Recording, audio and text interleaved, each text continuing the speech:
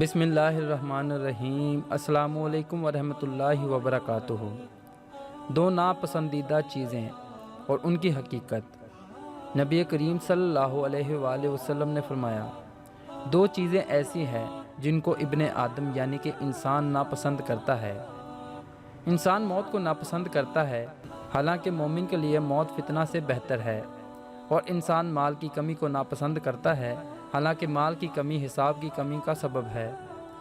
آپ دوست اس حدیث پر عمل کریں، اس حدیث کو زیادہ سے زیادہ شیئر کریں تاکہ یہ پیغام دوسرے لوگوں تک بھی پہنچ جائے اور وہ اس حدیث پر عمل کرنے والے بن جائیں۔ اللہ پاک ہم سب کو اپنے حفظ و ایمان میں رکھیں اور احادیث پر عمل کرنے کی توفیق عطا فرمائے، آمین۔